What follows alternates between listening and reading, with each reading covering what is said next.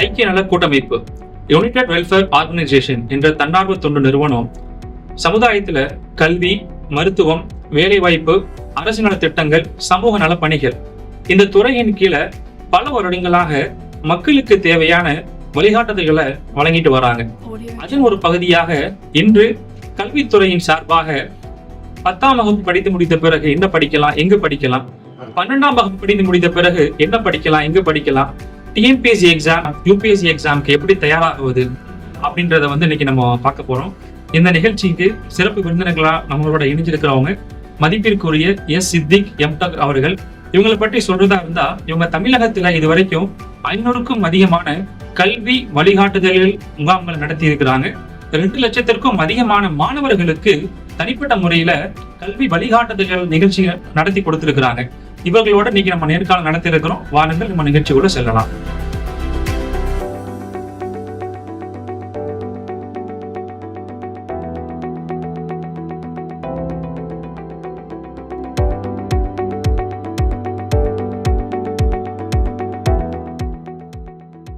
So 12th அப்புறம் ஸ்டூடெண்ட்ஸ்க்கு டிமாண்டாக இருக்கக்கூடிய கரியர்ஸ் என்னென்ன இருக்குது அப்படின்றத சொன்னிங்கன்னா கொஞ்சம் யூஸ்ஃபுல்லாக இருக்கும். இப்போதைக்கு டெக்னிக்கல் செக்டார் நல்ல ஒரு வளர்ந்து வரக்கூடிய ஒரு துறையாக இருக்குது.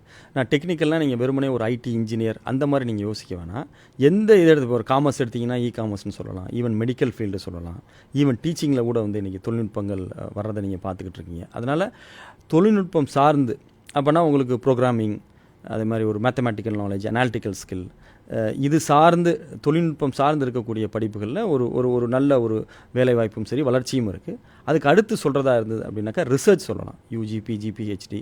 ஸோ இதை மையப்படுத்தி ஆய்வுத்துறைகள், அது வெறும் சயின்டிஃபிக் ரிசர்ச் அப்படிங்கிறது மட்டும் இல்லை, கணிதத்தில் இருக்குது, ஹிஸ்ட்ரியில் இருக்குது, அது மாதிரி எக்கனாமிக்ஸில் இருக்குது, இப்படி ஈவன் மொழி லாங்குவேஜஸில் கூட இருக்குது. இப்படி பொதுவாக இருக்கக்கூடிய ஆய்வுத்துறை சார்ந்த படிப்புகள், ஃபிசிக்ஸு, கெமிஸ்ட்ரி, மேக்ஸு, அதே மாதிரி இன்ஜினியரிங்கில் இருக்குது. So any kind of research நீங்கள் டெக்னிக்கல் அப்படின்னு கொண்டு வரீங்க?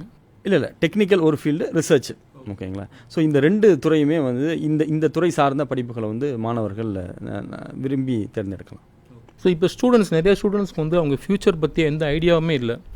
அந்த மாதிரி ஸ்டூடெண்ட்ஸ்க்கு நீங்கள் எப்படி கைட் பண்ணுவீங்க? அந்த மாதிரி ஸ்டூடெண்ட்ஸ் என்ன ஐடியாஸ் கொடுப்பீங்க அவங்களுக்கு? ஃபஸ்ட்டு ஐடியாவே இல்லை அப்படின்னாக்கா அவங்களுக்கு அவங்களுடைய எபிலிட்டி நம்ம செக் பண்ணணும். அவங்க எந்த மாதிரியான திறன்கள் உள்ளவர்களாக இருக்கிறாங்க, பர்சனாலிட்டி நம்ம செக் பண்ணணும். பர்சனாலிட்டி அப்படின்னு பார்த்தீங்க அப்படின்னா, நல்லா ஒரு கம்யூனிகேஷன் ஸ்கில் இருக்கும் சில பேருக்கு. இந்த வாயுள்ள பிள்ளை பொழைச்சிக்கும் அப்படிம்பாங்கள்ல, அந்த மாதிரி நல்லா பேசுகிற திறன் உள்ள மாணவர்கள் இருப்பாங்க. ப்ரெசன்டேஷன் ஸ்கில் இருக்கும், ஒரு செய்தியை கூட ரொம்ப அழகாக கோர்வையாக சொல்லக்கூடிய பிள்ளைகள் இருப்பாங்க. ஸோ இது ஒரு கம்யூனிகேஷன் ஸ்கில்னு வச்சுக்கோங்களேன். சில பிள்ளைகள் பார்த்திங்கன்னா புத்தக புழுவாக இருப்பாங்க, நல்லா படிப்பாங்க. ஸோ இந்த மாதிரி நம்ம அது ஒரு கேட்டகரைஸ் பிரிச்சிட்டோம் அப்படின்னா, இப்போ நல்ல ஒரு டீப் நாலேஜ் இருக்குது அப்படின்னாக்கா அவங்கள நீங்கள் ஒரு மருத்துவத்துறை சார்ந்து, அதே மாதிரி ஒரு டெக்னிக்கல் ஃபீல்டு, அந்த மாதிரியான துறைகள், ஈவன் ரிசர்ச் அப்படி கொண்டு போகலாம். நல்ல ஒரு கம்யூனிகேஷன், லாங்குவேஜ் ஸ்கில்லு, நல்லா பேசுகிற திறமை, ப்ரெசன்டேஷன் ஸ்கில் அப்படின்னா ஒரு managerial sector, teaching side. So இந்த மாதிரியான அவங்க எபிலிட்டியை பார்த்து இவர்களுக்கு இந்த துறை நமக்கு சரியாக இருக்கும் பார்த்துட்டு இப்போ அந்த துறை சார்ந்து இது ஒரு ஸ்டேஜ். அடுத்து பார்த்திங்கன்னா பேரண்ட்ஸினுடைய பொருளாதார வலிமை. நீங்கள் துறையை இலக்காக வச்சுட்டீங்க அப்படின்னா அடுத்து படிப்புகளை தேர்ந்தெடுக்கும் பொழுது எந்த துறை எடுத்தாலுமே சரி, காசு கட்டி படிக்கிற படிப்புகளும் இருக்குது, செலவில்லாமல் படிக்கிற படிப்புகளும் இருக்குது. அப்போ பொருளாதாரத்தில் ரொம்ப வலுவாக இருந்தாங்கன்னா அதுக்கு ஏற்ற படிப்புகள், இல்லை பொருளாதாரம் அந்தளவுக்கு இல்லை அப்படின்னு இருக்கிறப்ப அப்போ ஒரு வருஷத்துக்கு 5000 ரூபா, 10,000 ரூபா, 8,000 ரூபா இந்த மாதிரியான குறைந்த செலவில் ஒரு டீச்சிங்காக இருக்கட்டும், டெக்னிக்கலாக இருக்கட்டும், மெடிக்கலாக இருக்கட்டும், இதில் இவங்க படிப்பதற்கான கல்லூரிகள் மற்றும் அந்த கோர்ஸுகளை சஜஸ்ட் பண்ணுவோம். அது மாதிரி ஒரு கேரியர் பார்த்து செட் பண்ணுவோம். ஏன்னா படிப்பு அப்படிங்கிறது நம்ம நினைக்கிற மாதிரி ஒரு டீ கடைக்கு போனோம், டீ ஆர்டர் பண்ணோம் அப்படி கிடையாது. ஒரு யூஜி, பிஜி, தேவைன்னா பிஹெச்டி படிக்கும் பொழுது கூட என்னென்ன ஸ்கில் செட் டெவலப் பண்ணணும், துறை சார்ந்த திறன்கள்னு இருக்குது. இப்போ அந்த என்ன மாதிரி ஸ்கில் செட் அவங்க டெவலப் பண்ணணும், ஃபர்தர் ஏதாவது ஒரு கோர்ஸ் பண்ணணும்னா என்ன மாதிரியான கோர்ஸ் பண்ணணும், இப்படி ஒரு தொடர்ச்சியாக ஒரு கம்ப்ளீட். எப்படி நீங்கள் ஒரு டாக்டர்கிட்ட போனீங்கன்னா ஒரு ப்ரிஸ்கிரிப்ஷன் எழுதி கொடுக்குறாங்களா இல்லையா, அந்த மாதிரி ஒரு கேரியர் பார்த்து. ஸோ இப்போ இந்த புள்ள இதெல்லாம் எடுத்துக்கிட்டாங்க அப்படின்னா கண்டிப்பாக அந்த துறையில் சாதிக்கிறதுக்கு ஒரு வாய்ப்பு இருக்குது அப்படிங்கிற ஒரு வழிகாட்டுதலை வழங்கலாம். ஐஐடி, என்ஐடி, அண்ணா யூனிவர்சிட்டி மாதிரி இருக்கக்கூடிய பெரிய பெரிய நிறுவனங்களுக்கு தவிர அதே மாதிரி கல்வி தரங்கள் கொடுக்கக்கூடிய அதர் இன்ஸ்டியூட்ஸ் ஏதாச்சும் இருக்குதா? அதில் மூலமாக பயன்பெற்றிருக்காங்களா மக்கள்? பொதுவாக உயர்கல்வி நிறுவனங்கள்லாம் ஒரு தம்ரூல் வச்சுக்கோங்க. மத்திய மாநில அரசினுடைய நிறுவனங்கள் பெரும்பாலுமே அது உயர்கல்வி நிறுவனங்களாக இருக்கும். ஏன்னா இப்போ ஒரு ஏன் அப்படிங்கிறதையும் சேர்த்து சொல்கிறேன். இப்போ வந்து இப்போ நீங்கள் ஒரு தனியார் மேனேஜ்மெண்ட் வச்சுக்கோமே, இப்போ நாம் ஒரு கல்லூரி ஆரம்பிக்கிறோம்னா அதுக்கு பல கோடி ரூபாய் செலவாகும். இதை வந்து ஒரு தனிநபர்களோ ஒரு குழுவோ அவ்வளோ இன்வெஸ்ட்மெண்ட் பண்ண முடியாது. ரெண்டாவது, இதுக்கு நிறைய நீங்கள் பர்மிஷன்ஸ் வந்து அரசாங்கத்தை வாங்கணும். தனிநபர்களுக்கு வந்து இது கடினம், முடியாதுன்னு நான் சொல்ல வரல. அப்போ அவ்வளோ பெரிய இன்வெஸ்ட்மெண்ட், அவ்வளோ பெரிய இன்ஃப்ளூயன்ஸ் தேவை. அரசாங்கத்தை பொறுத்த வரைக்கும் அரசாங்கம் வந்து உங்களுக்கு மக்கள்கிட்ட வரி வாங்குறாங்க, பல கோடி ரூபாய்கள் இதுக்காக ஒதுக்குறாங்க. ஸோ இவர்கள் உருவாக்கக்கூடிய கட்டமைப்பை வந்து தனியார்களால் உருவாக்குறது கடினம். அதனால தான் அரசு சார்ந்த கல்லூரிகள் வந்து உங்களுக்கு ஒரு சிறந்த கல்லூரிகளாக இருக்குது. அதனால் நீங்கள் வந்து ஐஐடி என்ஐடி அப்படிங்கிறதையும் தாண்டி இன்ஃபர்மேஷன் டெக்னாலஜி இருக்குது. இந்தியன் இன்ஸ்டியூட் ஆஃப் இன்ஃபர்மேஷன் டெக்னாலஜின்னு சொல்லிட்டு காஞ்சிபுரத்தில் இருக்குது. நீங்கள் வெறும் ஐஐடி என்ஐடி மட்டும் இல்லை, இன்னும் எவ்வளவோ institution, Indian institute of remote சென்சிங்னு சொல்லிட்டு டேராடூனில் இருக்குது. அதே மாதிரி வந்து இங்கே தமிழ்நாட்டிலே வந்து ஃபேஷன் டெக்னாலஜி இன்ஸ்டியூட் இருக்குது. இதெல்லாம் மத்திய அரசு சொல்கிறேன். மாநில அரசு எடுத்துக்கிட்டிங்கன்னா அத்துணை பொறியியல் கல்லூரின்னு சொல்லலாம், கவர்மெண்ட் இன்ஜினியரிங் காலேஜஸ் சொல்லலாம். இப்போ அடுத்து வந்து பார்த்திங்கன்னா மாவட்டத்துக்கு ஒரு அண்ணா பல்கலைக்கழக கல்லூரிங்கிற அடிப்படையில் ஒவ்வொரு மாவட்டத்துலேயுமே அண்ணா பல்கலைக்கழக கல்லூரிகள் வந்து அவங்க கொண்டுட்டு வந்துகிட்டு இருக்காங்க. அதே மாதிரி வந்து எய்டட் காலேஜ்னு சொல்லுவாங்க, பிஎஸ்ஜி. அதே மாதிரி வந்து நம்ம Madurai Thiyagaraya college, CIT Coimbatore institute of technology, இதெல்லாம் சொல்லலாம். இப்போ இதெல்லாமே அதுக்கு அடுத்தடுத்த கேட்டகரியில் இருக்கக்கூடிய கல்லூரிகள். இது இப்படி ஒரு கல்லூரிகள் பட்டியல் நீங்கள் எடுத்திங்கன்னா ஒரு 50 கல்லூரிகளுக்கு மேலே நீங்கள் தமிழ்நாட்டில் சொல்லலாம். இந்த பொதுவாக மக்கள் விளங்கி வச்சுருக்கக்கூடிய அந்த ஐஐடி என்ஐடி அதை தவிர்த்து. நீட் தேர்வில் கம்மியாக மதிப்பெண் எடுக்கிற மாணவர்களுக்கு என்னென்ன வாய்ப்புலாம் இருக்குது? ஒரு நல்ல அருமையான கேள்வி இது. ஏன்னா வந்து இன்றைக்கி எம்பிபிஎஸ் படிக்கணும் அப்படின்னா நீட் தேர்வில் வந்து ஒரு 600 620க்கு மேலே எடுக்கணுங்கிற ஒரு சூழல் இருக்குது. எல்லாரும் அவ்வளோ மதிப்பெண் எடுக்கிறதில்ல. அப்போ வந்து குறைவான மதிப்பெண் மாணவ மாணவிகள் எடுக்கிறாங்க. இது சில பேர் மன உளைச்சலை ஏற்படுத்துது, என்னடா போயிடுச்சு அப்படின்னு. ஆனால் நீட் தேர்வு வச்சு ஆல் இண்டியா கோட்டாவில் சொல்கிறேன், எம்பிபிஎஸ் மட்டும் அவங்க அட்மிஷன் போடுறதில்ல. இன்னும் நிறைய கவுன்சிலிங் அட்மிஷன்ஸ் இருக்குது. ஸோ அதெல்லாம் கணக்கு பண்ணோம்னா நீட் தேர்வில் ஒரு 400 மதிப்பெண்ணுக்கு மேலே எடுத்தாலே ஏதாவது ஒரு ஒரு படிப்புகள், மருத்துவம் சார்ந்த படிப்புகள் ஆல் இண்டியா கோட்டா அட்மிஷனில் வந்து கிடைப்பதற்கான வாய்ப்புகள் வந்து மாணவ மாணவிகளுக்கு இருக்குது. இதை அவங்க தெரிஞ்சுக்கணும். இப்போ ஆல் இண்டியா கோட்டா சொல்கிறேன். தமிழ்நாடை பொறுத்த வரைக்கும் உங்களுக்கு +2 மதிப்பெண் அடிப்படையில் தான் கால்நடை மருத்துவமாக இருக்கட்டும், பேராமெடிக்கல் இருக்கும். அது ஒரு பக்கம் இருந்தாலும் ஆல் இண்டியா அளவில், ஏன்னா தமிழ்நாட்டிலையுமே பார்த்தீங்கன்னா தமிழ்நாட்டில் இருக்கக்கூடிய அரசு மருத்துவக் கல்லூரிகளில் 15% இடம் வந்து எம்பிபிஎஸ் மட்டும் இல்லை, பேராமெடிக்கலுமே சேர்த்து தான் அது வந்து மத்திய அரசுக்கு கொடுத்துருவாங்க. 15% இடம் அதை வந்து ஆல் இண்டியா கோட்டா அப்படிங்கிற வகையில் ஃபில் பண்ணுவாங்க. அதுக்கு வந்து நீட் மதிப்பெண் வந்து கன்சிடர் பண்ணுறாங்க. அப்போ வந்து நீட்டில் வந்து கம்மியாக மதிப்பெண் எடுத்தவர்கள் ஒரு 400க்கு மேலே வைங்களேன். பொதுவாக நான் சொல்கிறது, நீங்கள் 400 மார்க்கு மேலே எடுத்தேன்னா கவலைப்படாதப்பா அப்படி தான் சொல்லலாம், கவலைப்படாத, ஏதாவது ஒரு அட்மிஷன் போட்டுடலாம் அப்படிங்கிற ஒரு கான்ஃபிடென்ஸ் வந்து நம்மளால் கொடுக்க முடியும். என்னென்னலாம் இருக்குது, சித்தா, ஆயுர்வேதா, யுனானி, அது ஆயுஷ் படிப்புகள் அப்படிம்பாங்க. அதே மாதிரி வந்து கால்நடை மருத்துவம், மத்திய அரசினுடைய ஆல் இண்டியா கவுன்சிலிங் கால்நடை மருத்துவம். அதே மாதிரி வந்து பேராமெடிக்கல், தமிழ்நாட்டில் இருக்கக்கூடிய மருத்துவக் கல்லூரி தான் அந்த 15% இடம் வந்து ஆல் இண்டியா கோட்டாவில் ஃபில் ஆகும். அந்த பேராமெடிக்கல் கோர்சஸ். ஸோ இதெல்லாமே வந்து நீட் மதிப்பெண்ணுக்கு எலிஜிபிள் இருக்காதான். ஆனால் 400 மதிப்பெண்ணுக்கு மேலே எடுத்துக்கிறேன். ஆனால் எல்லாம் தனித்தனி கவுன்சிலிங்காக இருக்கும், எல்லாத்துலேயும் தனித்தனியாக நம்ம அப்ளை பண்ணுற மாதிரி இருக்கும். அப்படி பண்ணும்பொழுது ஏதாவது, நான் தமிழ்நாட்டுக்குள்ளே சொல்கிறேன், தமிழ்நாட்டுக்குள்ளே ஏதாவது வந்து அரசு சார்ந்த கல்லூரிகளில் குறைவான மதிப்பெண்ணில் வந்து இந்த இந்த இந்த நான் சொன்ன கோர்சஸ்லாம் வந்து எடுக்கிறதுக்கு வாய்ப்புகள் வந்து அதிகமாக இருக்குது. ஏன் அப்படின்னா பிள்ளைகள் வந்து ஒரு நீட்டில் வந்து சும்மா அந்த மதிப்பெண் எடுத்துட மாட்டாங்க. 400 மார்க்குன்னா அவங்க சில லட்சங்களை செலவு செஞ்சு தான் அந்த மதிப்பெண் எடுத்துருக்குறாங்க. இப்போ அந்த காசை வீணாக்காமல் இருக்கிறதுக்கு இப்போ அரசு கல்லூரின்னு போனீங்கன்னா ஃபீஸ் எல்லாம் ஒரு 10,000 ரூபா தான் இருக்கும். ஒரு 10,000 20 30,000 ரூபாயை தாண்டாது. அப்படின்னும் பொழுது மொத்த படிப்பையுமே ஒரு 1 லட்ச ரூபாயில் படித்து முடிச்சிடலாம்.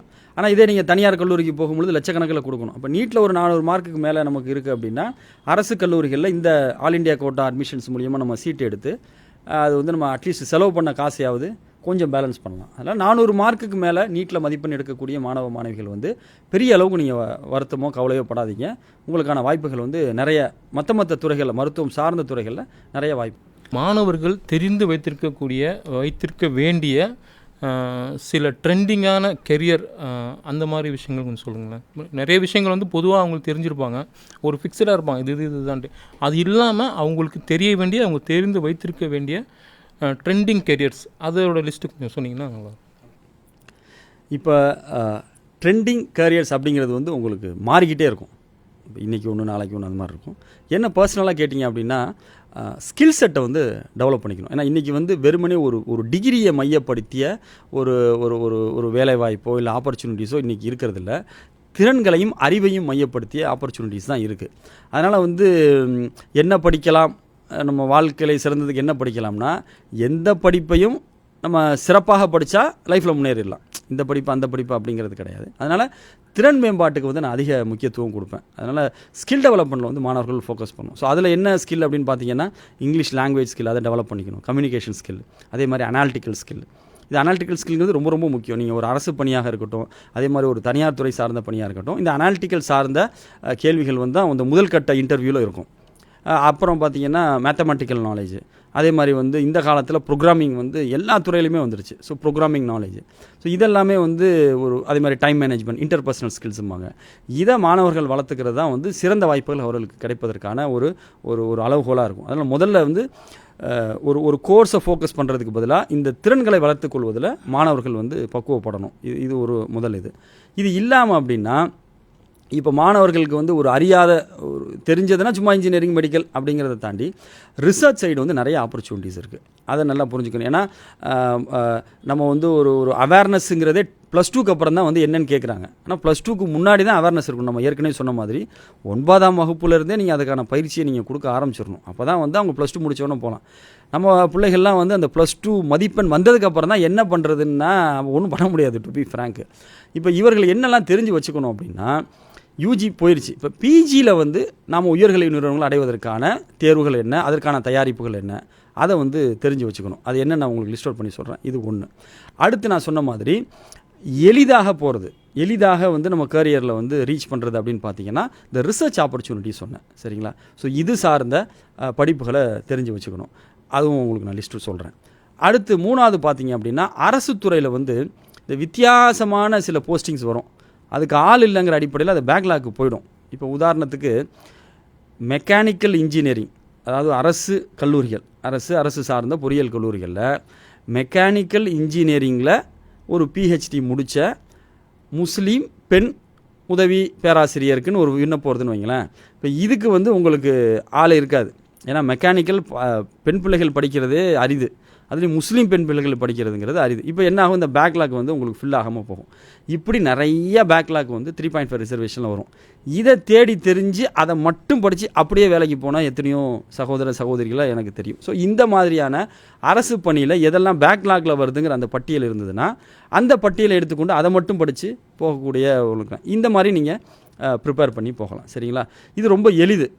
அதனால் வந்து இந்த ஃபஸ்ட்டு சொன்ன அந்த ஒரு கண்டென்ட் நம்ம யூஜி மிஸ் ஆயிடுச்சுன்னா பிஜியில் வந்து உயர்கல்வி நிறுவனங்களை அடைவதற்கு என்னென்ன வாய்ப்புகள் இருக்குங்கிறத சொல்கிறேன். இப்போ யூஜியில் வந்து ஒரு பிசிஏ எடுக்கிறோம், ஒரு சாதாரண கல்லூரி நம்ம வீட்டுக்கு பக்கத்தில் ஏதோ என்ன ஒரு ஐஐடியில் வந்து நீங்கள் எம்சிஏ படிக்கணும்னா நிம்செட் அப்படின்னு சொல்லிட்டு ஒரு என்ட்ரன்ஸ் எக்ஸாமினேஷன்ஸ் இருக்குது. ஸோ அதை அவங்க ஏன்னா ஒரு பிசிஏனா 3 வருஷம் படிக்க போகிறாங்க. அப்போ அந்த 3 வருஷத்தில் இதை அவங்க ப்ரிப்பேர் பண்ணி ஒரு நல்ல மதிப்பெண் எடுத்தாங்கன்னா ஒரு ஐஐடியில் போய் படிக்கலாம். அதே மாதிரி வந்து ஒரு பிஏ எக்கனாமிக்ஸ், பிஏ ஹிஸ்ட்ரி ஏதோ கிடைக்கிற காலேஜில் நம்ம எடுத்துட்டோம், அவ்வளோதான், என்ன பண்ணுறதுன்னு நம்ம நிறுத்திட வேணாம். கேட் டான்செட் எக்ஸாம் எழுதி எம்பிஏ ஐஐஎம்மில் படிக்கலாம், சிஜியில் படிக்கலாம், இன்னும் மத்திய மாநில அரசுடைய உயர்கல்வி நிறுவனங்களில் படிக்கலாம். இந்த கேட் எக்ஸாம் இல்லைன்னா டான்செட் எக்ஸாம். அதே மாதிரி வந்து ஒரு ஒரு பெரிய கைடன்ஸ் இல்லாமல் ஒரு பிஎஸ்சி ஃபிசிக்ஸ் கெமிஸ்ட்ரி மேக்ஸ் ஏதோ ஒரு காலேஜில் சேர்ந்துட்டோம் அப்படின்னா எம்எஸ்சி மேக்ஸ் வந்து நீங்கள் ஐஐடியில் படிக்கலாம். ஜாம்னு ஒரு எக்ஸாம் இருக்குது. அண்ணா யூனிவர்சிட்டியில் பிஎஸ்சி ஃபிசிக்ஸ் கெமிஸ்ட்ரி மேக்ஸ் நீங்கள் படிக்கலாம். அதுக்கு அண்ணா யூனிவர்சிட்டி தனியாக என்ட்ரன்ஸ் எக்ஸாமினேஷன்ஸ் கண்டக்ட் பண்ணுறாங்க. ஸோ இதை வந்து அந்த 3 வருஷம் அவங்க அதுக்காக ஃபோக்கஸ் பண்ணலாம்.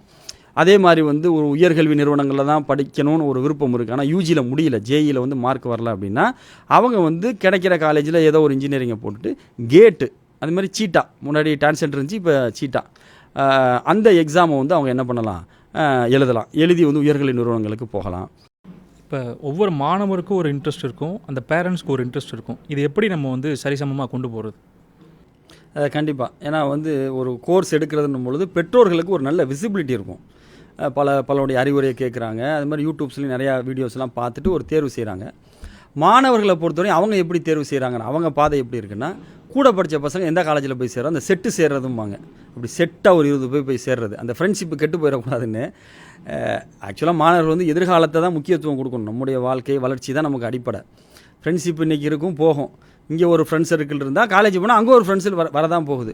இருந்தாலும் அந்த ஃப்ரெண்டு செட்டு சேர்றது அப்படிங்கிற அடிப்படையில் போய் வந்து மாணவர்கள் கல்லூரிகளில் தேர்வு செய்கிறாங்க. இப்படி இருக்கக்கூடாது. நான் ஏற்கனவே சொன்ன மாதிரி பிள்ளைகளுடைய எபிலிட்டி, அப்போ பெற்றோர்களுடைய பொருளாதார சூழல், அவர்களுடைய குடும்ப சூழல், இதை மையப்படுத்தி தான் வந்து நம்ம என்ன தேர்வு செய்யணும், கல்லூரியோ கோர்ஸோ.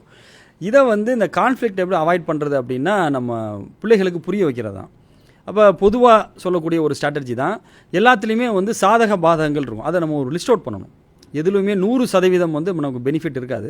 அப்போ பிள்ளைகளுடைய விருப்பம் என்ன, அதை நீங்கள் ஒரு ஒரு ஒரு டேபிளில் எழுதி, நம்மளுடைய சாய்ஸஸ் என்ன, அதை ஒரு டேபிளில் எழுதி, இதை பேலன்ஸ் பண்ணுற மாதிரி. ஏன்னா பிள்ளைகள்கிட்ட வந்து இல்லை அப்படிங்கிறது வந்து அவங்களுக்கு அதிருப்தி, அதை சமாளிக்கிறது இல்லை, கண்டிப்பாக ஒரு அதிருப்தி ஏற்படுத்தும்.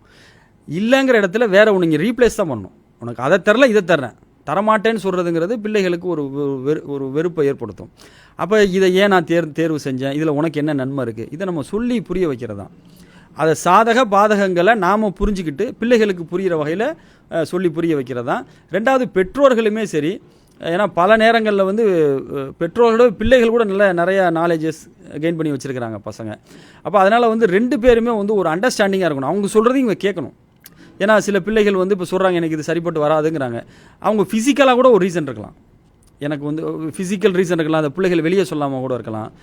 இப்போ உதாரணத்துக்கு சில பிள்ளைகள்லாம் சொல்லும் படிப்பு வரலை அப்படின்னும் பொழுது பல வகையில் முயற்சி செஞ்சு நம்ம பார்த்தோம்னா அந்த பேக் பெஞ்சில் உட்கார வச்சுருப்பாங்க, போர்டில் இருக்கிறது விசிபிளாக இருக்காது. இது ஒரு ஃபிசிக்கல் என்டிட்டி. அந்த பார்க்கல அந்த கண்ணில் இருக்கக்கூடிய குறைபாடே வந்து படிப்பில் ரிஃப்ளெக்ட் ஆகும். அப்படிங்கிறதுனால வந்து நம்ம அந்த ஃபிசிக்கலாகவும் பிள்ளைகளுக்கு அதில் ஏதாவது ஒரு ப்ராப்ளம் இருக்கலாம். இதெல்லாமே நம்ம கேட்டு தெரிஞ்சுக்கணும். பிள்ளைகள் அடம் பண்ணுதுன்ற மாதிரி நம்ம முடிக்காமல் ஃபிசிக்கலாக ஏதாவதா சைக்கலாஜிக்கலாக ஏதாவதெல்லாம் கேட்டு தெரிஞ்சுக்கிட்டு அவருடைய அந்த சூழலுக்கு முக்கியத்துவம் கொடுக்கணும். நான் விருப்பத்துக்கு திருப்பி சொல்லலை, இன்ட்ரெஸ்ட் நம்ம உருவாக்குறது தான் இன்ட்ரெஸ்ட்டு. மனுஷனுக்கு இயற்கையாக கெட்டதில் தான் இன்ட்ரெஸ்ட் போகும். நாம் தான் அதை தடுத்து என்ன சொன்ன மாதிரி தீமையை தடுத்து நன்மையை நோக்கி அழைக்கணும்.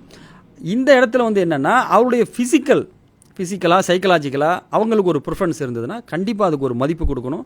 அதையும் கன்சிடர் பண்ணி தான் நம்ம வந்து என்ன பண்ணணும், ஒரு கல்லூரியோ கோர்ஸையோ தேர்வு செஞ்சு அதை அவர்களுக்கு ஏன் எதுக்குங்கிறத புரிய வைக்கணும். இப்போ ஐஐடியில் வந்து நம்ம சேர்றதுக்கு வந்து ஜேஇ எக்ஸாமில் வந்து பாஸ் ஆகிறவங்களுக்கு நம்ம வந்து ஐஐடியில் வந்து சீட் கிடைக்கிது. இப்போ ஐஐடியில் வந்து நம்ம ஜேஇ இல்லாமல் பிஎஸ் டேட்டா சயின்ஸ் அப்படின்ற ஒரு கோர்ஸ் வந்து ஆன்லைன் மூலமா படிக்கிறதுக்கு வந்து லாஸ்ட் ஒரு 2-3 இயர்ஸாக வந்து கொண்டு வந்திருக்கிறாங்க. இந்த கோர்ஸை வந்து படிக்கிறது வந்து ஒர்த்தா? இல்லை, என்ன கேட்டிங்கன்னா ஒரு இதையே ஒரு ஆன்லைன் படிக்கிறதுங்கிறத நான் ப்ரிஃபர் பண்ணுறது இல்லை. இது எப்படி படிக்கலாம் அப்படின்னா ஒர்த்து தான். எப்படி ஒர்த்துன்னு சொல்கிறேன். நீங்கள் ஒரு கல்லூரியில் ஒரு டிகிரி கோர்ஸ் படிச்சுக்கிட்டு இருக்கீங்க. படிச்சுக்கிட்டு இருக்கும்பொழுது பேரலாக படிக்கிறது ஒர்த்து. ஏன்னா நீங்கள் ஆல்ரெடி உங்களுக்கு ரெகுலர் டிகிரி கைக்கு வந்துடும். இப்போ எப்போவுமே நீங்கள் வந்து ஆன்லைன் இல்லாமல் ஆஃப்லைனில் போய் ஒரு காலேஜில் ஒரு கோர்ஸ் எடுத்து படிக்கணும்னு நீங்கள் நினச்சிங்கனாலே அவங்க என்ன ஐஐடியில் அந்த 1,00,000 சில ரூபா கிட்ட வருது, அந்த காசு எங்கே போனாலும் கொடுக்க தான் போகிறாங்க. ஏதோ ஒரு இன்ஸ்டியூட்டில் கொடுக்குறதுக்கு அது ஐஐடியில் கொடுக்குறதுங்கிறது ஓகே தான். ஏன்னா இவங்க இருக்கக்கூடிய கரிக்குலமாக இருக்கட்டும், எக்ஸ்போஷராக இருக்கட்டும், அது வந்து மற்ற இடங்களில் வராது. அந்த கணக்கில் வந்து ஒரு பட்டப்படிப்பை படித்து கொண்டு ஐஐடியில் இந்த டிஎஸ் கோர்ஸ் ஆன்லைன் கோர்ஸ் படிக்கிறது சிறந்தது. +2 முடிச்சுட்டு ப்ளைனாக ஐஐடியில் டிஎஸ் கோர்ஸ் படிக்கிறதுங்கிறது 100% ப்ரிஃபரபிள் கிடையாது. பட்டப்படிப்புங்கிறது நான் பல இடங்களில் வலியுறுத்தி சொல்கிறேன், அது அவசியம், கட்டாயம். அதனால் பட்டப்படிப்பு நமக்கு அவசியம். ஆன்லைன் டிகிரியை வந்து யாரும் டிகிரியாக கன்சிடர் பண்ணுறதே கிடையாது. இதை பலமுறை மத்திய அரசும் தெளிவுபடுத்திருச்சு. ஆன்லைன் டிகிரி இருக்குல்ல, இதை வந்து நாங்கள் வந்து இப்போ உதாரணத்துக்கு அரசு பணின்றோம், ஒரு பேச்சுக்கு சொல்கிறேன். ஐஐடியில் படித்த எல்லாருமே யூபிஎஸ்சி எக்ஸாம் எழுதலாம். ஆனால் இந்த ஆன்லைன் கோர்ஸ் படித்தவங்களுக்கு யூபிஎஸ்சி எழுத முடியாது. அப்போ ஒரு அரசு பணிக்கு ஒரு வாய்ப்பு வரும் பொழுது இந்த ஆன்லைன் டிகிரியை கொண்டு போனீங்கன்னா மத்திய அரசு அதை ரிஜெக்ட் பண்ணிவிடுவாங்க, மாநில அரசு ரிஜெக்ட் பண்ணிவிடுவாங்க. இப்போ நமக்கு பட்டப்படிப்பு அவசியம், கட்டாயம் அப்படிங்கிற ஒரு சூழல் இருக்கிறதுனால வந்து நீங்கள் இதை வந்து செகண்டரியாக படிக்கலாம். ஆனால் படிக்க வேணாம்னு சொல்ல, ஏன்னா நீங்கள் எந்த இன்ஸ்டியூட் போனாலும் இந்த காசு ஆக தான் போகுது. எங்கேயோ கொடுக்குறதுக்கு நீங்கள் ஐஐடியில் கொடுக்குறதுல ஒன்றும் தப்பு இல்லை. இதையே ஒரு படிப்பாக படிக்க வேணாம், செகண்டரியாக படிக்கலாம். ஸோ இப்போ வந்து சில பிள்ளைகளுக்கு வந்து கெரியரை சூஸ் பண்ணுறதுலே வந்து ஒரு பயம், ஒரு விதமான தயக்கம், இந்த மாதிரிலாம் இருக்க ஸ்டூடெண்ட்ஸ் இருக்காங்க இல்லையா? இந்த மாதிரி பிள்ளைகளுக்கு நீங்கள் வந்து என்ன மாதிரியான அட்வைஸ் கொடுக்க விரும்புகிறீங்க? கண்டிப்பாக அந்த வந்து எதிர்காலத்தில் ஒரு நல்ல படிப்பு படிக்கணும், ஒரு நல்ல வேலைக்கு போகணும். அது வந்து சில பேருக்கு ஒரு ஆசையாக விருப்பமாக இருக்கிறது ஒரு பிள்ளைகள் இருந்தாலும் சில பிள்ளை அது பயத்தை ஏற்படுத்துது. அது என்னென்னா கிடைக்காட்டி என்ன ஆகிறது, என்ன ஆயிருமோ ஏதாயிருமோ அப்படிங்கிற அந்த ஒரு மன உளைச்சல் மாணவர்களுக்கும் பெற்றோர்களுக்கும் இருக்குது. முதல்ல ஒரு தம்ரூல் நம்ம புரிஞ்சுக்கணும். கல்வி வந்து நம்ம ஒரு ஹார்ட் ஒர்க் பண்ணி படித்தோம்னா இது நம்மளை கைவிடாது. இதை வந்து மாணவர்கள் தெளிவாக தெரிஞ்சுக்கணும். என்னென்னா ஒரு +2ல் ஒரு மதிப்பெண் எடுக்கிறதா இருக்கட்டும், ஒரு நுழைவுத் தேர்வில் மதிப்பெண் எடுக்கணும், இது இல்லைன்னா நம்ம லைஃபே போயிடும்ன்ற இந்த ஒரு மனநிலை தான் அவங்களுக்கு ஒரு பெரிய ஒரு பயத்தையும் ஒரு மன உளைச்சலையும் கொடுக்குது. என்ன தெரிஞ்சுக்கணும்னா யூஜி இல்லைனா பிஜி. ஒரு சின்ன உதாரணம் சொல்கிற பாருங்க. நீங்கள் ஐஐடியில் படிக்கணும்னு நினைக்கிறீங்க, ஜேஇ எக்ஸாமில் மார்க் வரல வச்சுக்கோங்களேன். கிடைக்கிற காலேஜில் கிடைக்கிற நீங்கள் ஒரு இன்ஜினியரிங் சேர்ந்துட்டு கேட் எக்ஸாம் ப்ரிப்பேர் பண்ணி நீங்கள் என்ன பண்ணலாம், வந்து ஐஐடியில் சேரலாம். எப்போவுமே சரி, யூஜியில் வந்து காம்படிஷன் அதிகமாக இருக்கும். ஏன்னா +2 படித்த எல்லாருமே டிகிரி படிக்கணும். இப்போ லட்சக்கணக்கான மாணவர்கள் மோதுவாங்க. ஆனால் பிஜின்னு எடுத்துக்கிட்டிங்கன்னா யூஜி படித்தவங்க ஜாப் வாங்கிட்டு போயிடுவாங்க. வேலை கிடைக்காதவர்கள் தான் மேற்படிப்புங்கிற ஒரு சிந்தனை. அப்போ காம்படிஷன் வந்து பிஜியில் வந்து ரொம்ப குறைஞ்சிரும். ரொம்ப குறையும் பொழுது நீங்கள் இங்கே ஐஐடியில் படிக்கணும்னு நினைக்கிற ஒருத்தர் யூஜியில் கிடைக்கலன்னா நான் பிஜியில் சேருவேன், இல்லை யூஜி நீங்கள் ட்ரையே பண்ண வேணான்றேன்.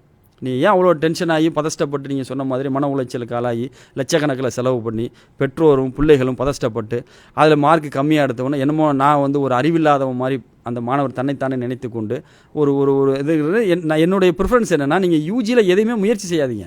ப்ளஸ் டூவில் நல்ல மார்க் எடுக்க பாருங்கள், கிடைக்கிற காலேஜில் கிடைக்கிற கோர்ஸில் சேர்ந்துட்டு பிஜி முயற்சி பண்ணுங்கள். உயர்கல்வி நிறுவனங்களை சாலிடாக நீங்கள் எடுத்துகிட்டு போயிடலாம். அதனால் இந்த விசிபிலிட்டி வந்து நம்ம மாணவர்களுக்கு கொடுத்தோம்னா அந்த மனசில் இருக்க பயம் போயிடும். அதாவது விழுந்தன்னா அடுத்த ஆப்ஷன் இருக்குது, யூஜி இல்லைனா பிஜி, பிஜி இல்லைனா பிஹெச்டி, அடுத்தடுத்த வாய்ப்புகள் இருக்குங்கிற அந்த அந்த ஒரு புரிதலை மாணவர்களுக்கு நம்ம கொடுத்துட்டோம் அப்படின்னா அவங்களுக்கு அந்த பயம் உள்ளத்திலிருந்து போயிடும். நீ செய்ய வேண்டியது பயப்பட வேண்டியதல்ல, தேர்வுகளுக்கு முறையாக உட்காந்து கவனச்சிதறல் இல்லாமல் படித்து நல்ல மதிப்பெண் எடுக்கிறது தான். இவ்வளவுதான். எவ்வளோ எடுக்கிறீங்க எடுக்கலாம். நல்ல மதிப்பெண்ங்கிறதுக்கு வந்து ஒரு அளவுகோல் கிடையாது. 100க்கு 100 நல்ல மதிப்பெண் தான், சில நேரத்தில் 100க்கு 60 கூட நல்ல மதிப்பெண் தான். உன்னுடைய எபிலிட்டிக்கு, உன்னுடைய கெப்பாசிட்டிக்கு உன்னால் எவ்வளோ பெஸ்ட்டாக பெர்ஃபார்ம் பண்ண முடியுமோ அதை பெர்ஃபார்ம் பண்ணு. இந்த மதிப்பெண்ணுக்கு சிறந்த படிப்புகள் எல்லா மதிப்பெண்ணுக்குமே இருக்குது. 100க்கு 100க்கும் இருக்குது, 100க்கு 60க்கும் இருக்குது. அந்தந்த வாய்ப்புகளை தேர்ந்தெடுத்து அதை நோக்கி போகணும். இந்த சரியான வழிகாட்டுதல் அவர்களுக்கு இருந்துச்சுன்னு வைங்களேன், நிச்சயமாக இந்த பயம் வராது. உதாரணம் சொல்ல, இப்போ நம்ம டி நகர்லேருந்து நம்ம வந்து ஒரு மவுண்ட் ரோடு போகிறோன்னு வைங்க, இதுக்கான பாதை உங்களுக்கு தெரிஞ்சதுன்னா டென்ஷன் ஆக மாட்டோம். இது தெரியாத ஒரு இப்போ நான் ஏபிசிடின்னு ஏதோ ஒரு ஊர் சொல்கிறேன், அது ஊர் எங்கே இருக்குது, ஏது இருக்குது, எப்படி போகணும், நடந்து போகணுமா, அந்த விசிபிலிட்டி இல்லைங்கிறது தான் வந்து அந்த பயத்தை கொடுக்குது. அந்த விசிபிலிட்டி நம்ம பிள்ளைகளுக்கும் பெற்றோர்களுக்கும் கொடுத்துட்டோம்னா யாரும் பயப்பட மாட்டாங்க. அது தெரிஞ்சுக்கணும், மாணவர்களும் தெரிஞ்சுக்கணும். அதுக்கு தான் கல்வி நிகழ்ச்சிகள் நடத்துகிறோம். இருந்தாலும் வந்து மக்கள் அதை அதிகமாக வந்து தெரிஞ்சுக்கணும். ஒவ்வொரு மாணவருக்குமே வந்து தனிப்பட்ட முறையில் வந்து ஒரு ஸ்ட்ரென்த்து, இன்ட்ரெஸ்ட் இருக்கும். அது எப்படி நம்ம ஐடென்டிஃபை பண்ணி அவங்களுக்கு நம்ம சப்போர்ட் பண்ணுறது? அது கண்டிப்பாக ஒரு அருமையான கேள்வி இது. இன்ட்ரெஸ்ட், மாணவருக்கு எதில் ஆர்வம் இருக்கோ அது சார்ந்த படிப்புகளை தேர்ந்தெடுக்கலாங்கிறது வந்து ஒரு பொதுவான அறிவுரையாக இருந்தாலும் இன்ட்ரெஸ்ட்டுங்கிறது மாறிக்கிட்டே இருக்கும்.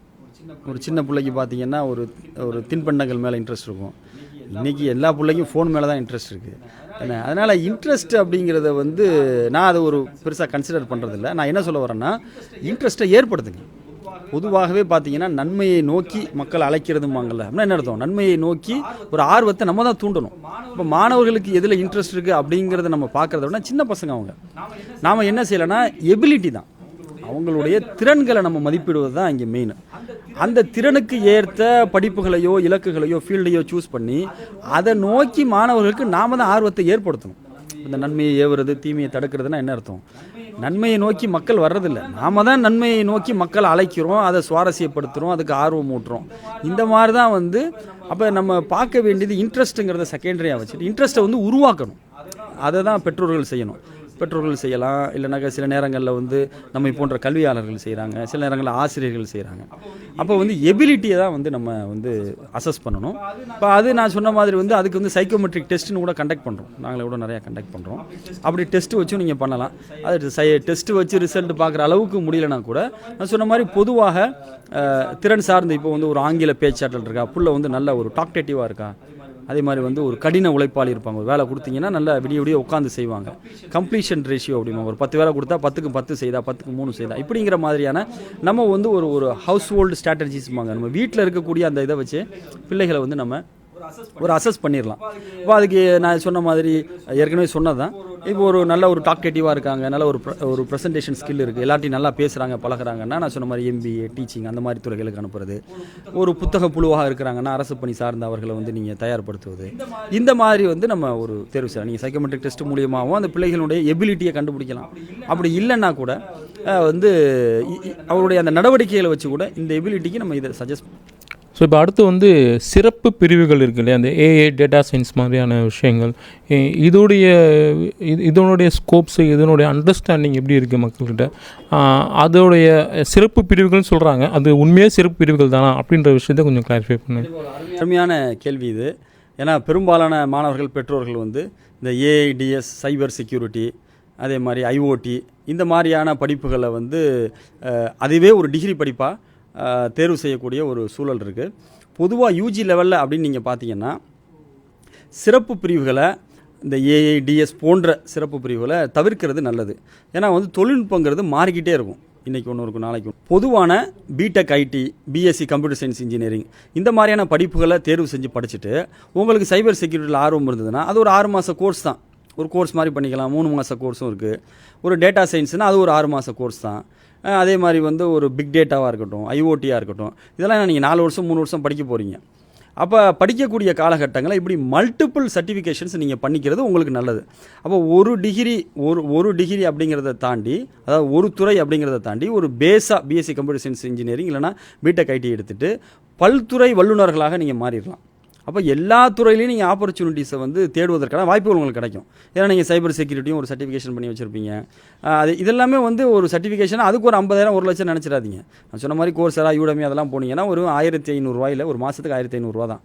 1,500 ரூபாயில் நீங்கள் இந்த எல்லா கோர்ஸையுமே பண்ணிடலாம். நீங்கள் அதில் போய் பார்த்தீங்க அப்படின்னா எல்லா கோர்ஸையுமே வந்து நீங்கள் அதை பண்ணிடலாம். அப்போ அந்த படிக்கக்கூடிய காலகட்டங்களில் ஒரு 7-8 தொழில்நுட்பத்தை நீங்கள் கற்றுக்கிறதுக்கான ஒரு வாய்ப்புகள் வந்து உங்களுக்கு கிடைக்கும். அதனால் இதுதான் சரியான அணுகுமுறை. நீங்கள் நேரடியாக ஏஐடிஎஸ் போன்ற படிப்புகளை எடுக்கிறத யூஜி லெவலில் தவிர்த்துக்கிறது தான் சிறந்தது. ஏன்னா ஒரு இடத்துல போய் நம்ம மாட்டிக்குவோம். அதை தவிர்த்து எல்லா துறை சார்ந்து நம்ம வேலை வாய்ப்புகளை தேடுறதுங்கிறது தான் ஒரு நமக்கு ஒரு அறிவார்ந்த ஒரு வழிகாட்டுதலாக இருக்கும். அதனால் எல்லாத்தையும் படிங்க. இதை படிக்காதீங்கன்னு இப்போ நான் சொல்ல வரல. பேஸாக ஒரு கோர்ஸை எடுத்துகிட்டு சைபர் செக்யூரிட்டியும் படிங்க, ஏஐயும் படிங்க, டிஎஸும் படிங்க, ஆட்டோமேஷனும் படிங்க, ஃபுல் ஸ்டாக் டெவலப்மெண்ட்டும் படிங்க. எதில் உங்களுக்கு ஆர்வம் இருக்கோ, வாய்ப்பு இருக்கோ, எதில் உங்களுக்கு விருப்பம் இருக்கோ அதில் அதுக்கான அந்த பர்டிகுலர் நாலேஜை டெவலப் பண்ணிவிட்டு ஈஸியாக நீங்கள் படித்து முடிக்கிறப்ப ஒரு சிறந்த வாய்ப்புகளை பெறுவதற்கு அது வசதியாக இருக்கும். இப்போ இந்த ஐடி செக்டார் அப்படின்னு இருக்குது இல்லையா, இந்த ஐடி செக்டாருக்கு வந்து இன்ஜினியரிங் படித்தா தான் போக முடியும் அப்படின்ற ஒரு விஷயம் இருக்குது. இது வந்து உண்மையா, இல்லை இன்ஜினியரிங் படிக்காமலே இந்த ஐடி செக்டருக்கு போகக்கூடிய வாய்ப்புகள் இருக்கா அப்படின்றது தெரியப்படுது. கண்டிப்பாக ஒரு அருமையான கேள்வி இது. ஐடி செக்டாரை பொறுத்த வரைக்கும் இன்ஜினியரிங் படிச்சுட்டு தான் அங்கே போய் பணியாற்றணும்னு அவசியம் இல்லை. ரொம்ப ரொம்ப ரொம்ப ஒரு ஒரு கம்மியாக சொல்கிறேன் பாருங்களேன். ஒரு பிஎஸ்சி மேக்ஸு, பிஎஸ்சி ஸ்டாட்டிஸ்டிக்ஸு இது படித்த மாணவர்கள்லாம் வந்து பார்த்திங்கன்னா ஐடி துறையில் நல்ல சம்பளத்தில், இன்ஜினியரை விட கூட சம்பளத்திலலாம் பணியாற்றுறாங்க. எனக்கு தெரிஞ்ச ஒரு தம்பி பிஎஸ்சி மேக்ஸ் தான், ஒரு 3 to 4 years ஆஃப் எக்ஸ்பீரியன்ஸ் இருக்கும். மந்த்லி 80,000 rupees வாங்குறாங்க. எனக்கு தெரிஞ்ச அவரெல்லாம் பார்த்தீங்க அப்படின்னா இன்னும் ஒரு 2-3 காலகட்டங்களில் 1.25 லட்ச ரூபா பெருமந்தே வாங்குவார். இப்போ அந்த அளவுக்கு இதுக்கெல்லாம் படிக்கிறவங்களுக்கு என்ன செலவாகும்? பிஎஸ்சி மேக்ஸ் ஸ்டாட்டிஸ்டிக்ஸ்லாம் பார்த்தீங்கன்னா ஒரு 8,000-10,000 தான் செலவாகும். அதே மாதிரி இன்னும் கொஞ்சம் அடுத்த லெவலில் யோசிச்சிங்க அப்படின்னாக்கா BSc computer science, BCA, BSc IT இந்த மாதிரியான பாடப்பிரிவுகளோட தேர்வு செஞ்சு மாணவர்கள் படித்து இன்றைக்கி ஐடி துறையில் பணியாற்றுறாங்க. எத்தனையோ பேர் எனக்கு தெரியும். அதனால் இன்ஜினியரிங் படிச்சுட்டு தான் ஐடி துறைக்கு போகணுன்னு ஒரு அவசியமும் கிடையாது. என்ன இந்த 3 ஆண்டு படிப்புகள் பிஎஸ்சி படிக்கிறாங்களா இல்லையா, இவங்க என்ன பண்ணலான்னா வேலைக்கு சேர்ந்ததுக்கப்புறம் ஒரு எம்சிஏவை கரஸில் போடுறதுங்கிறது சிறந்தது. அது ஒன்றும் பெரிய செலவாகாது. வேறு இன்ஜினியரிங் 4 வருஷம் படித்தவங்களுக்குங்கிறது அந்த எம்சிஏங்கிறது அவசியம் இல்லை. 4 வருஷ படிப்புங்கிறது அவங்களுக்கு ஒரு போதுமானதாக இருக்கும். இது ஒரு சின்ன டிஃப்ரென்ஸ் தான். அதனால் வந்து பொறியியல் படித்தவங்கள தான் ஐடி அப்படிங்கிறது கிடையாது. நீங்கள் பிஎஸ்சி மேக்ஸு ஸ்டாட்டிஸ்டிக்ஸ் படிக்கலாம், பிஎஸ்சி கம்ப்யூட்டர் சயின்ஸ் படிக்கலாம். பிஎஸ்சி படிச்சுட்டுமே வந்து நீங்கள் ஐடி துறையில் சாதிக்கலாம். எனக்கு தெரிந்து பல மாணவர்கள் ஐடி துறையில் சாதனை செய்கிறாங்க. நான் திருப்பி சொல்கிறேன், ஐடி துறை அப்படிங்கிறது வந்து இந்த கம்ப்யூட்டர் அப்ளிகேஷன்ஸ், இந்த ஐடி துறைங்கிறது knowledge based, skill based sector. நல்லா ஞாபகம் வச்சுங்க. டிகிரி பேஸ்டு செக்டார் கிடையவே கிடையாது. ஏன்னா எனக்கு நல்லா தெரியும், ஒரு தனியார் பல்கலைக்கழகம் சென்னையில், அது பேர் சொல்ல விரும்பலை, அங்கே வந்து ஒரு வருஷத்துக்கு 7 லட்ச ரூபா கொடுத்து படித்தார் ஒரு தம்பி. அவர் வந்து படித்து முடிக்க பார்த்துங்க 4-7-28 இந்தாந்தான ஒரு 30 லட்ச ரூபா அவங்க வீட்டில் செலவு செஞ்சுருப்பாங்க. அதே மாதிரி எனக்கு தெரிஞ்ச இன்னொரு தனியார் கல்லூரியில் ஒரு தம்பி வந்து பிசிஏ படித்தார். அவர் மேபி அதிகபட்சம் 1 லட்ச ரூபா செலவு செஞ்சுருக்கலாம் மொத்தமாக படித்து முடிக்க. இவங்க 2 பேருமே வந்து ஒரே துறை சார்ந்த ஒரே கம்பெனியில் வேலைக்கு போகிறாங்க. Almost same salary. என்ன ஒரு 30 லட்சம் செலவு செஞ்சு அதே சம்பளம், 1 லட்ச ரூபா செலவு செஞ்சு அதே சம்பளம். வாய்ப்புகளை பொறுத்த வரைக்கும் 2 பேருக்கும் ஒன்று தான். அப்போ வந்து எனக்கு பார்க்கும்பொழுது என்னது, தேவையில்லாத ஒரு அவங்க பெற்றோர்களுக்கு ஏதாவது செலவு பண்ணால் பிள்ளைக்கு வேலை கிடச்சிச்சிங்கிற ஒரு நிம்மதி இருந்தாலும் நம்முடைய ஒரு தரப்புலேருந்து ஒரு விசிபிளாக பார்க்கும் பொழுது 1 லட்சம் படித்தவங்களுக்கும் அதே வேலை அதே சம்பளம், 30 லட்சம் கட்டி படித்தவங்களுக்கும் அதே வேலை சம்பளம் பொழுது அப்போ அந்த 29 லட்சம் வேஸ்ட் ஆகுதுல்ல. அதனால் அந்த ஒரு இது என்ன சொல்கிறது, இதெல்லாமே ஒரு அட்வர்டைஸ்மெண்ட் தான். மக்கள் வந்து அந்த விளம்பரப்படுத்துறதுங்கிற அந்த யுக்தியில் ஒரு பெற்றோர்களை வந்து மயக்கி நீங்கள் இங்கே தான் போனாங்க, அப்படி கிடையவே கிடையாது. நீங்கள் ரியல் ஃபேக்ட் அப்படின்னு பார்த்தீங்கன்னா எத்தனையோ எனக்கு தெரிந்த நண்பர்கள் வந்து ஐடி துறையில் பல ஆண்டுகால அனுபவம் உள்ளவர்கள், மேனேஜர்ஸ், டைரக்டர்ஸ்லாம் எத்தனையோ பேர் எனக்கு தெரியும். எல்லாரும் சொல்கிறது இன்றைக்கி ரெக்யூர்மெண்ட்டும் பார்த்தீங்க அப்படின்னா ஸ்கில் பேஸ்டு போதே தவிர இந்த பர்டிகுலர் காலேஜ் பர்டிகுலர் கோர்ஸ் அப்படிங்கிறது வந்து கிடையவே கிடையாது. ஒரு ஒரு இதான கருத்தாக சொல்லலை, இல்லவே இல்லைன்னு சொல்லலாம். அறிவு, திறமை, ஸ்கில் செட் இருந்தால் போதும். ஏன்னா இன்றைக்கி ரெக்யூர்மெண்ட் எல்லாமே ஸ்கில் செட் பேஸ்டு தான் நடக்குது. ஸ்கில் செட் இருந்தால் உடனே வேலை. எந்த காலேஜ் எந்த டிகிரிங்கிறது செகண்டரி தான். இப்போ கவர்மெண்ட்டில் வந்து ஒரு 7.5% ரிசர்வேஷன் கொடுத்துருக்காங்க நீட்டு, அதாவது மெடிக்கல் அட்மிஷன்ஸில்.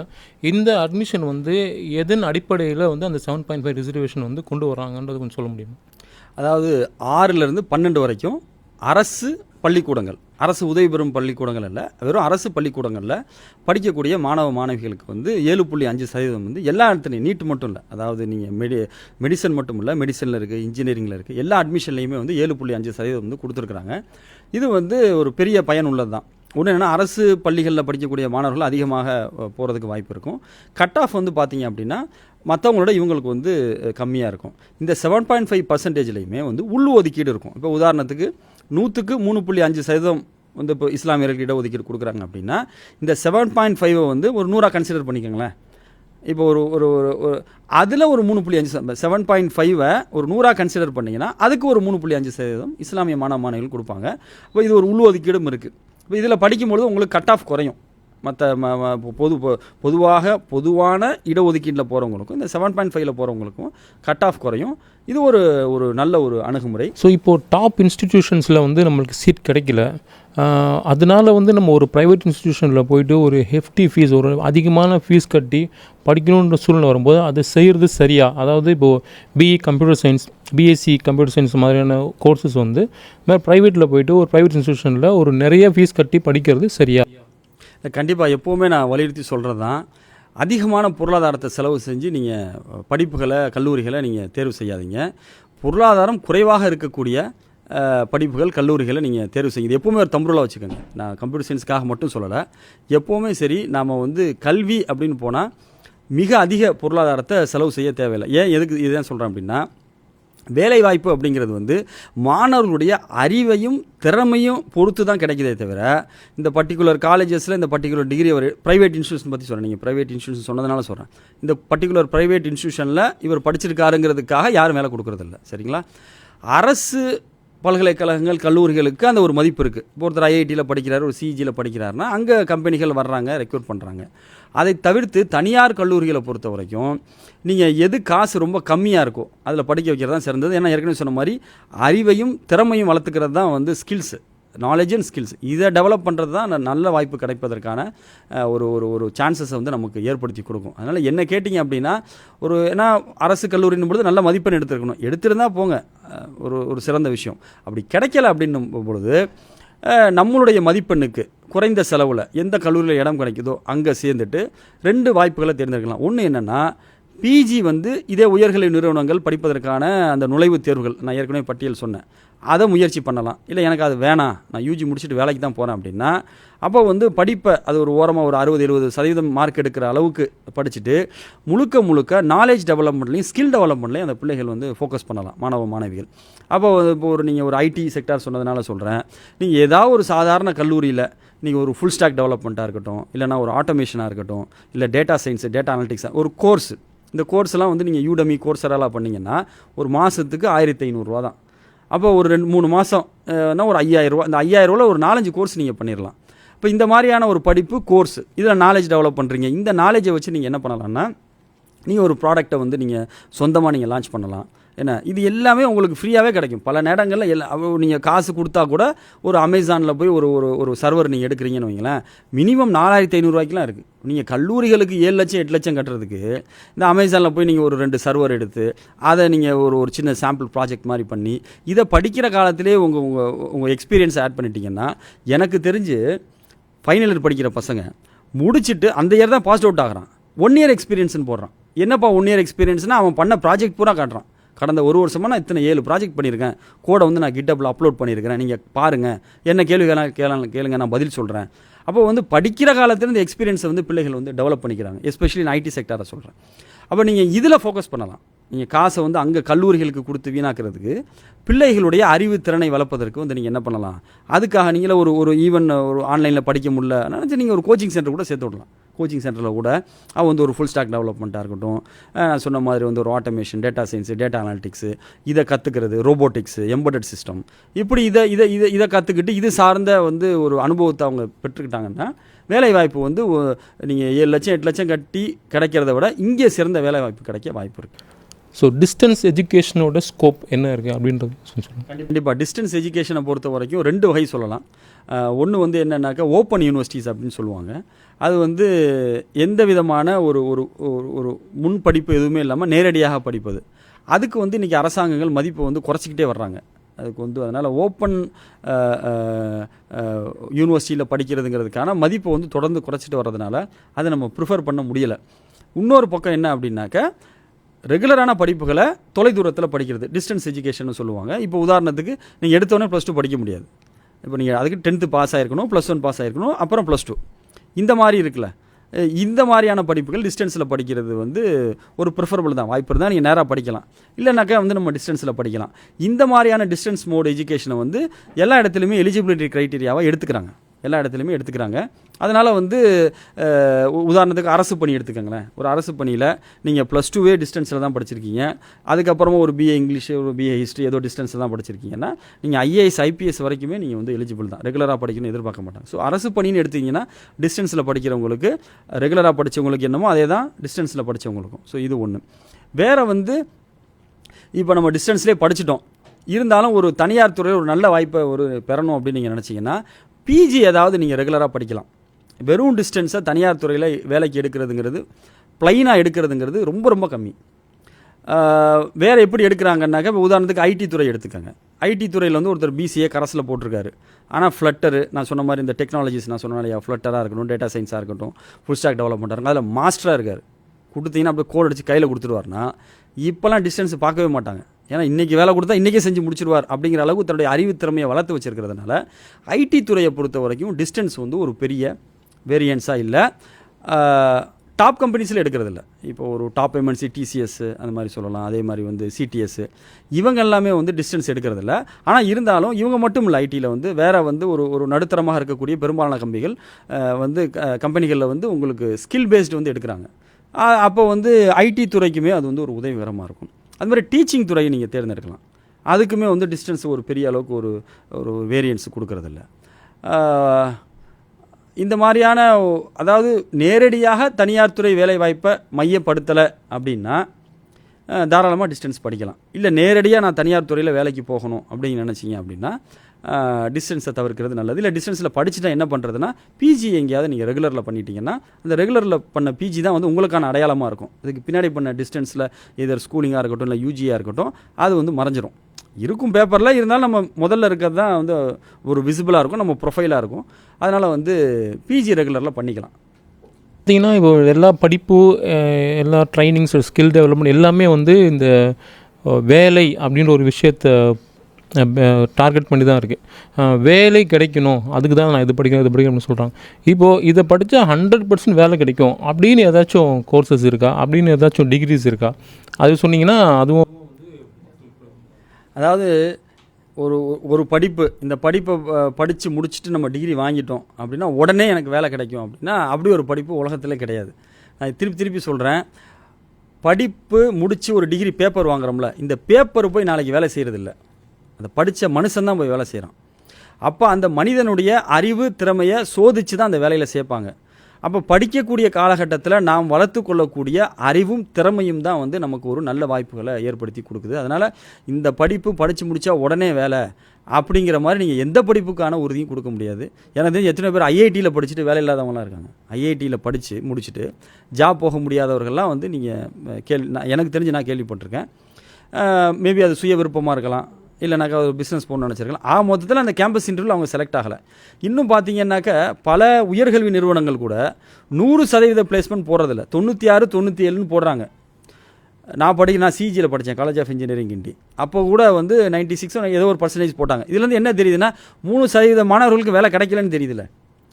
அப்போ என்னென்னா ஒரு பேப்பர் ஒரு வேலையை நமக்கு எந்த காலத்துலையும் வாங்கி கொடுத்துறாது. இது அடிப்படையை நம்ம புரிஞ்சுக்கணும். அதனால் இதை படித்து முடிச்சா எனக்கு உடனே வேலை கிடைக்கும் அப்படிங்கிற மாதிரி ஒரு படிப்பு கிடையாது.